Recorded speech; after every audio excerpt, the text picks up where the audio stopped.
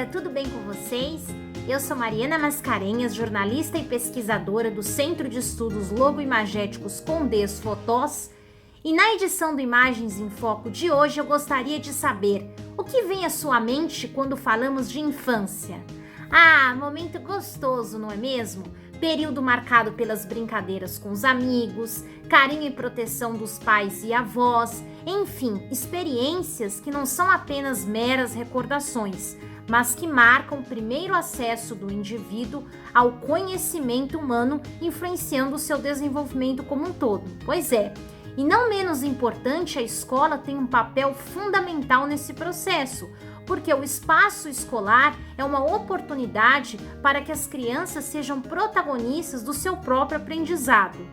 Mas será que as crianças sempre foram vistas desta forma? Certamente não. No passado, acreditava-se que os pequenos não passavam de mini-adultos. Isso mesmo, a infância era minimizada na sociedade. E sobre isso, o professor Jack Brandão, especialista em imagens, tem muito a nos dizer hoje, não é, professor Jack? Olá pessoal, olá Mari, tudo bom? Realmente, a ideia de infância demorou muito tempo para ser aceita.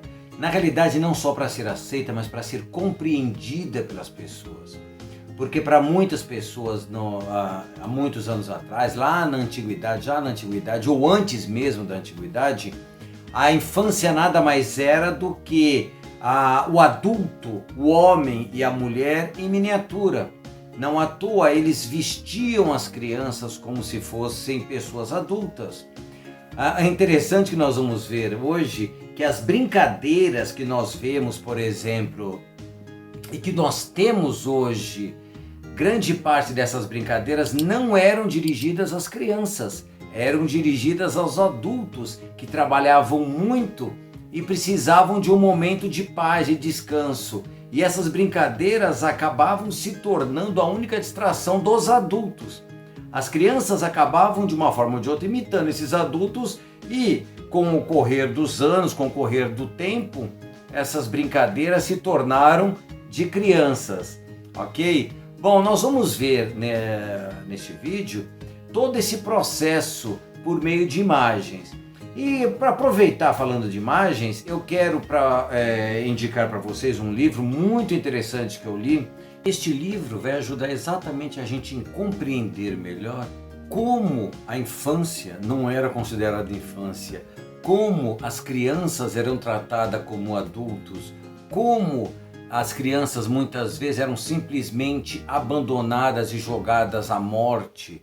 Sim, há muitas respostas interessantes aqui. Não só para aqueles que estudam pedagogia, não só para aqueles que gostam de conhecer história, como também para aqueles que gostam de conhecer a ideia das imagens por trás. Bom, vale a pena. Querem saber mais? Leiam um livro. E também, querem saber mais? Fiquem aqui para que a gente possa continuar.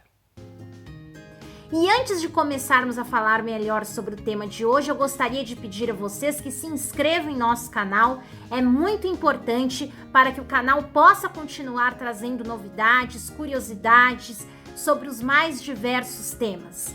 Ativem o sininho de notificação, deixem o like no vídeo e roda a vinheta porque está começando mais uma edição do Imagens em Foco.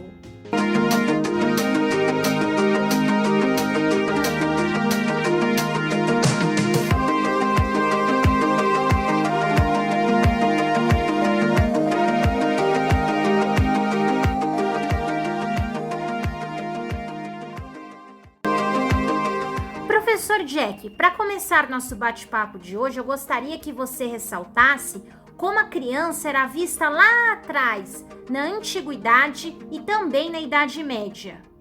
Bom, vamos pensar então na antiguidade, mas para falar em antiguidade é um período muito longo, vamos nos ater à Grécia e a Roma. Quando falamos em Grécia, por exemplo, nós temos de pensar de modo especial naquilo que os filósofos falavam. Então nós temos três filósofos principais que nós podemos abordar: Sócrates, Platão e Aristóteles. Para Sócrates, por exemplo, Sócrates enfatiza a importância que se deve ter nessa fase da vida. Se a criança for bem educada, ela dará continuidade à produção de modelos futuros de ensinamento. Ou seja, ela vai manter a tradição da polis, vai manter a tradição da pátria, vai manter a tradição da nação. Caso contrário, se houver uma interrupção nesse processo, haverá todo um prejuízo para toda a comunidade. Ok? Já Platão, ele tinha uma visão um pouco negativa da criança. Ele achava que a criança simplesmente era um ser inferior.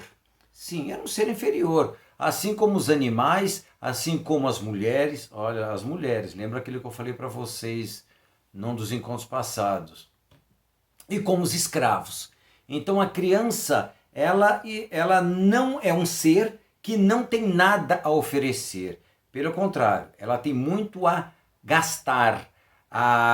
E não gastar no sentido que nós temos hoje, mas no sentido de gastar tempo dos outros, de modo especial aqueles que têm de tomar conta das crianças, que seriam, no caso, os pedagogos, ou seja, aqueles que conduzem as crianças. Então, as crianças são, para Platão ainda, seres inferiores que precisam de rédeas, e essas rédeas são necessárias para que elas possam se educar e para que elas possam crescer mais para frente. Não só no sentido de tamanho, mas no sentido de personalidade. Dessa maneira, a criança seria então um ser imperfeito. Então, esse ser imperfeito precisa ser domado, porque a criança, devido à sua própria natureza, ela corre, ela grita. É um ser que precisa ser, como eu havia dito, domado, como se doma os animais. Já para Aristóteles achava que a criança era um ser em formação. E como ser em formação, ela precisa ser o quê? Direcionada. Ela precisa se aplicar ao estudo para que ela possa manter a integridade da própria polis. É importante a gente lembrar, principalmente em relação a Aristóteles, que foi exatamente Aristóteles um tutor, ou seja, ele foi um pedagogo de quem? Nada mais, nada menos de que Alexandre Magno, ou seja, o grande conquistador que chegou à Índia, um conquistador macedônio. Assim, para que a criança, ainda segundo Aristóteles, chegasse a esse estágio, ela precisaria de uma boa formação. E essa formação, muitas vezes, ela se dá por meio de imitação, ou seja, a mimese. A mimese é uma palavra que para nós é muito importante. Nós vamos, quem sabe, ver mais para frente. Então, a criança precisa de modelos. Esses modelos são importantíssimos para que as crianças sigam e elas caminhem para frente e levem a própria pátria, a própria nação, a própria polis para o seu desenvolvimento no futuro. Então a criança é muito importante ainda para Aristóteles nesse sentido, não devido ao seu presente, mas ao seu futuro. Algo meio óbvio, né? Em Roma, por exemplo, a criança era tratada como um ser inferior também. E o nascimento, muitas vezes, de uma criança não era apenas um acontecimento biológico. Por quê? Era um acontecimento social. E a criança, ao nascer, ela era aceita ou não pelo pai. Então o pai tinha o pátrio poder, então o poder de aceitar a criança ou rejeitar a criança. Então a criança, ao nascer, ela era conduzida ao pai. E é neste momento que a criança era levantada, ou seja, ela era aceita como um membro da família. Caso contrário, ela era rejeitada. Essa rejeição, por exemplo, ela poderia se dar, inclusive, na gestação. Se por acaso o pai tivesse alguma certeza de que a mulher o traiu, ele poderia rejeitar a criança já no útero. Ou seja, logo após o nascer, ela seria jogada fora. Jogada fora. Isso, não só essa criança rejeitada, como também de modo especial aquelas que nascessem com defeitos físicos. Elas eram jogadas no monturo. Muitas mães, diante disso, o que elas faziam? Elas pegavam essas crianças, não para si, mas elas tratavam essa criança como escravas. Não porque elas quisessem maltratá-las, mas para que elas pudessem tê-las perto delas próprias. Então elas pegavam, passavam essa criança muitas vezes para um escravo, para uma escrava, que os cuidavam, que tratavam deles, por terem sido rejeitados pelo pai. Outra coisa que é muito importante nós lembrarmos em Roma, as crianças muitas vezes eram tratadas como animais de estimação. Sim, animais de estimação. Para que muitas vezes você tem um animal de estimação? Que não deveria ser, mas enfim, para brincar, para se divertir com esses animaizinhos. Joga uma bolinha, o cachorro traz, você pega um gato, você alisa. As crianças em Roma também acontecia isso com elas. Então elas eram tratadas como animais de estimação. Então o adulto gostava de ver as brincadeiras da criança, a forma como ela lidava com certos problemas pequenos. Já na Idade Média, havia em algumas regiões, como também na Antiguidade Clássica, havia muitas crianças que eram abandonadas por terem defeitos ou por os pais não poderem criarem. Lembrem, havia grandes famílias e a fome, muitas vezes, dependendo da época do ano, dependendo da situação pela qual a região passava, levava muitas pessoas à morte. Então muitas famílias abandonavam seus filhos, de modo especial, na porta dos mosteiros. Então muitas vezes esses monges acolhiam essas crianças e tratavam essas crianças da melhor maneira possível, inclusive ensinando as letras para essas crianças. Muitas se tornavam inclusive monges e continuavam de uma forma mais tempo dentro do convento, ou muitas vezes até eternamente, né? Por que até eternamente? Porque muitos viviam no convento, viviam no mosteiro, inclusive eram muitas vezes enterrados nesses próprios mosteiros. Professor, essa minimização da infância no passado também é muito percebida nelas, as imagens, e no caso aqui eu falo especificamente das pinturas. Por exemplo, na Idade Média, quase não havia representações de crianças nas obras artísticas, mas quando havia, elas eram sempre pintadas com adultos em miniaturas. Professor, você poderia falar mais a respeito e, se possível, mostrar alguns exemplos?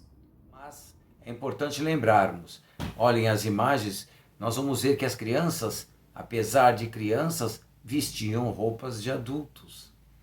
E outra coisa que é importante nós lembrarmos, a questão da infância era tinha tão pouca importância também na Idade Média, que poucas vezes as crianças eram representadas na própria obra de arte.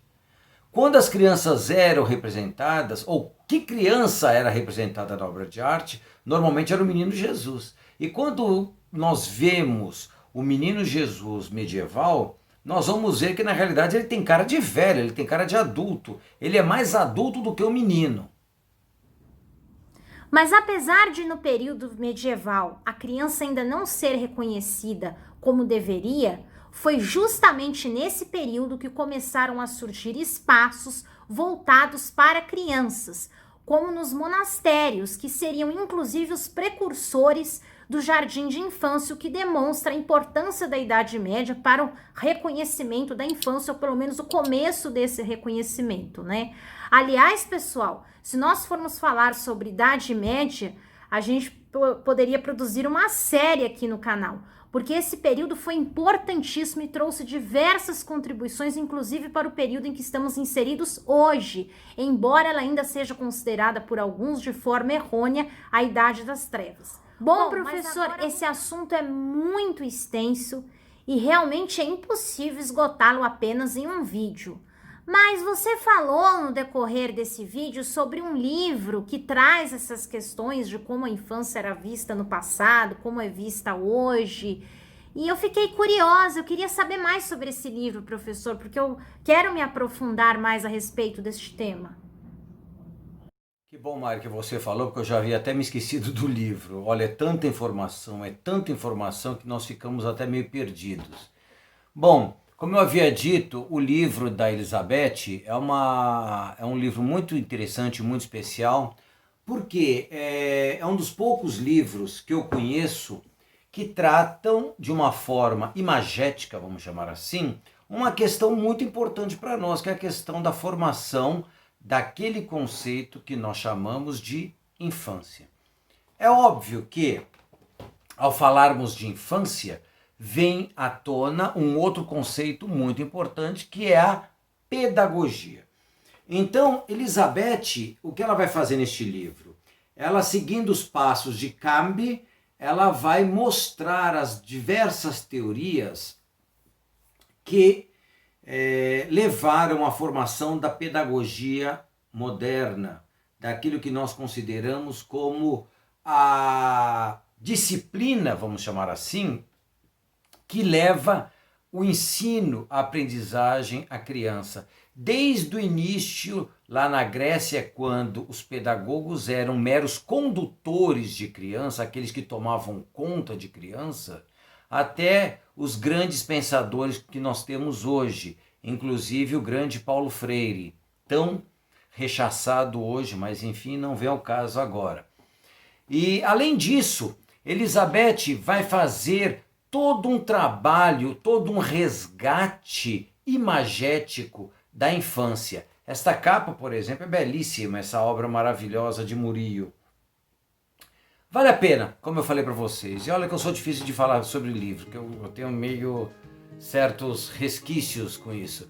Mas Elizabeth é uma pessoa que para mim é muito conhecida, foi uma orientanda minha, mais do que uma orientanda, ela pertenceu ao nosso Centro de Estudos Logo-Imagéticos com Desfotós durante muito tempo e vale muito a pena.